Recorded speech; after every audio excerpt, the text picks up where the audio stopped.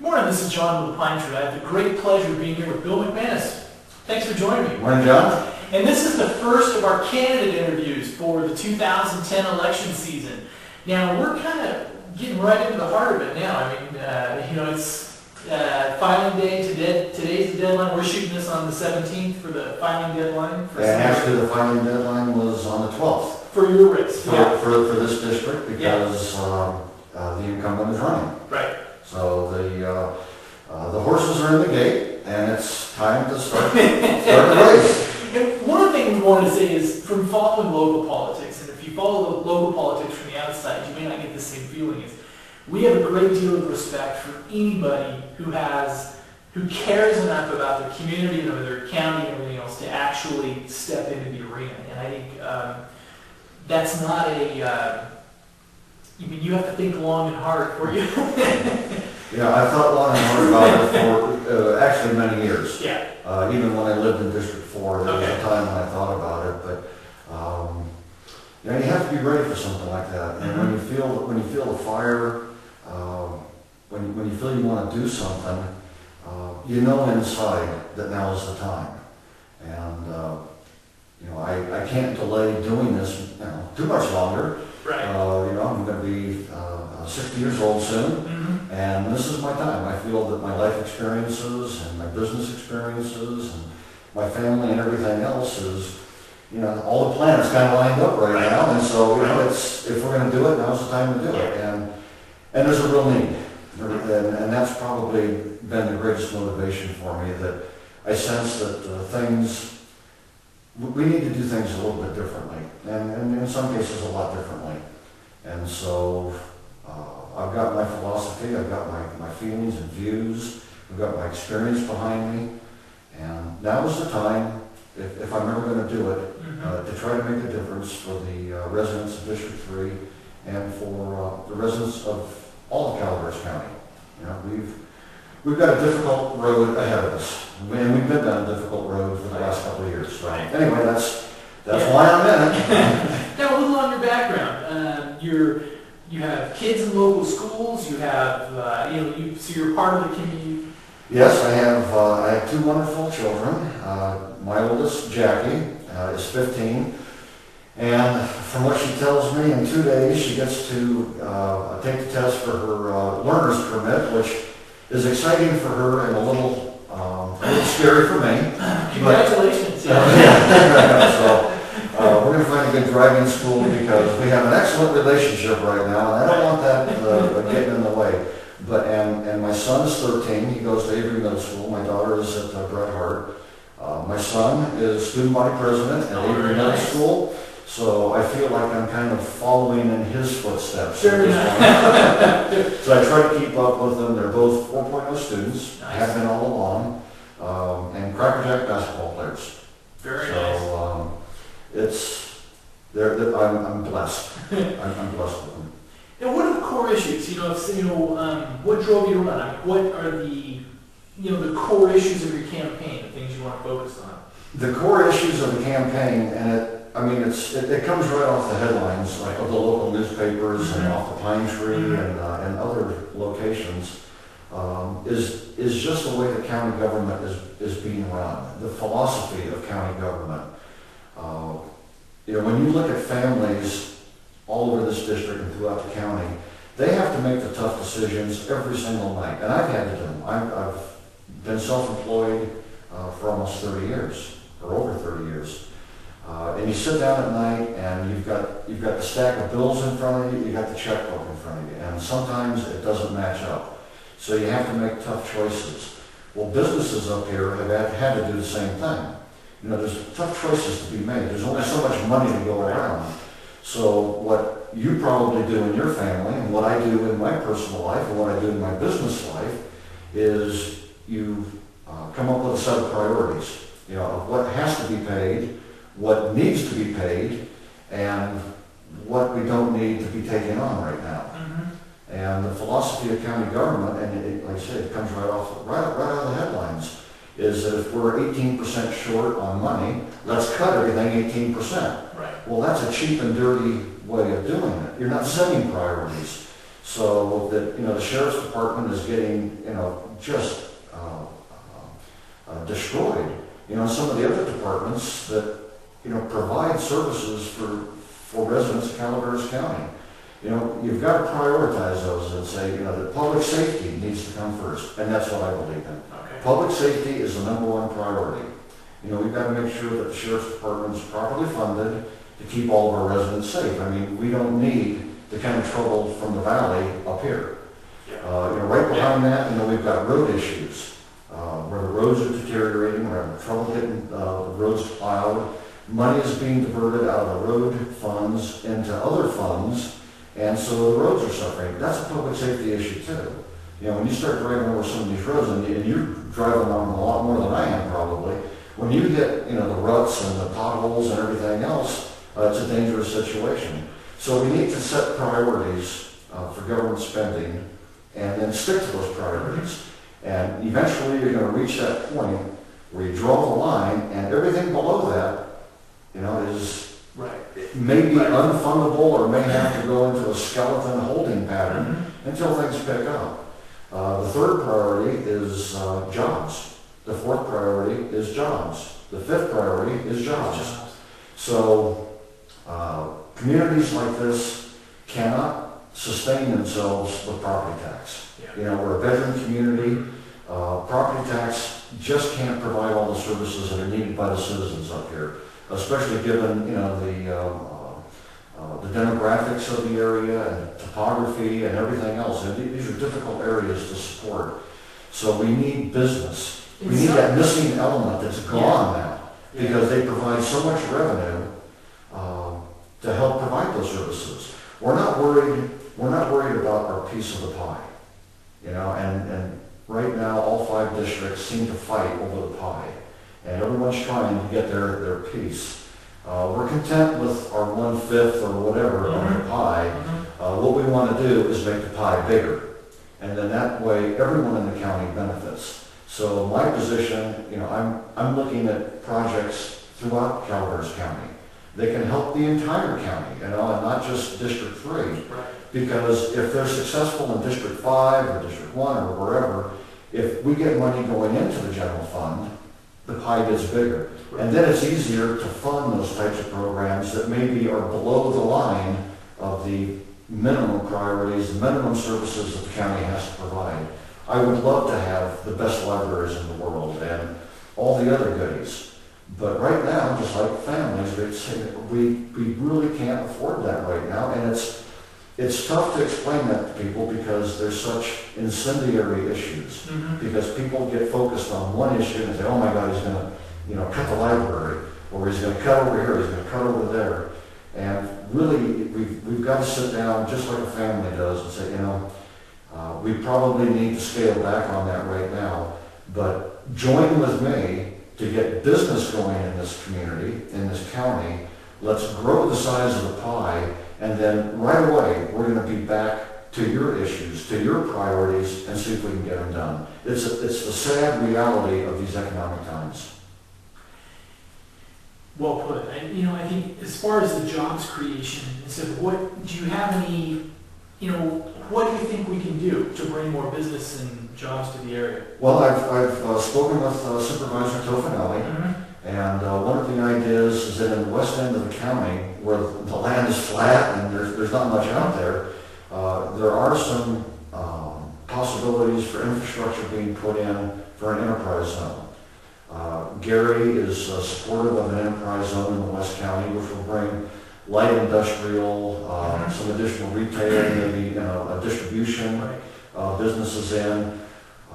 With a minimum of investment in infrastructure. They have everything down there. They've got water, there's even a gas line. They're only 40 miles away from an inland seaport. Rail lines used to serve the area. They were taken out years ago, but we're not far from those types of services for that infrastructure. My opponent has decided not to support Supervisor Tofanelli with looking at an enterprise zone. So if we can get employment and business and revenue coming in from the West County, that helps grow that pie. As far as on my side of the county, or our side of the county, We're looking at Bear Valley. You know, it's a huge engine for tourism and commerce in this area. People in Bear Valley, I mistakenly said that, you know, Highway 4 is a dead end. What they prefer to call it, and I have now been educated on it, that Highway 4 is a cul-de-sac. Right. So that everyone who goes to Bear Valley has to come up Highway 4. They have to go up the Highway 4 corridor. At least 6 months out of the year. At least 6 months out of the year. And when they get there and have enjoyed their day or time, weekend, whatever, they have to come back down Highway 4. Right. So all along in this whole process, in the entire history of Bear Valley, merchants have been reaching out to tourists, the traveling tourists, to come up here either for the weekend or for the day. You know, everything from the Chamber of Commerce to GABA, every business association up and down Highway 4, Highway 12, Highway 26, you name it.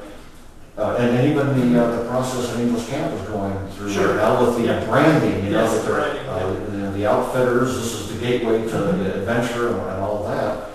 Everyone's been working to attract people up here. And one of the magnets for tourists is, in our area, is Bear Valley. Well, why are we so reluctant to help businessmen in this area try to cater to that traffic? Everyone is spending money to try to lure the tourist here and to have their shot at tourist dollars. And yet the county seems opposed to new business, making it difficult for business, making it expensive for businesses to try to open up. You know, the evidence of that is all the empty retail space in Arnold right now. Almost 60% of all the retail space in Arnold is empty. You know, and it's beginning to look like a ghost town. And when a town like Arnold gets that appearance, people are reluctant to stop. You know, it's not exciting. It doesn't look inviting to them. They'll go right by, and that increases the velocity of the death spiral for a community.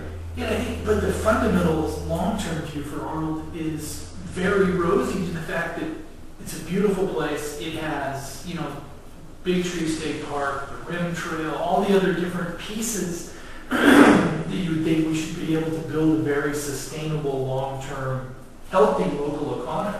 You know, and it's. We should be able to do that, and there's no reason why we can't.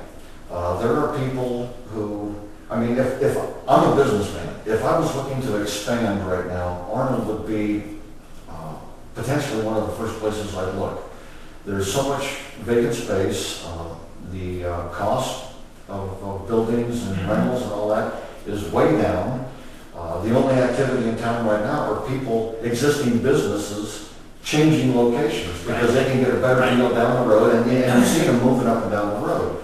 You know, so that would be now is the time to do that. The one thing that stops it is what they call planned development zoning in this area, which we've got to readdress that. We've got to see if we can somehow set that aside for a while, because there are so many vacant buildings. They're falling into disrepair. We've got broken water lines. We've got, you know, all the damage that happens to vacant buildings. And right now, it's just too expensive for people to come in and rehab a building, or maybe try to get the zoning changed a little bit. You know, that what was there before isn't what we want to do there right now. And how can we get our business open? And the county is not receptive to those types of requests. And it's no secret that Calaveras County has a terrible reputation in the business world.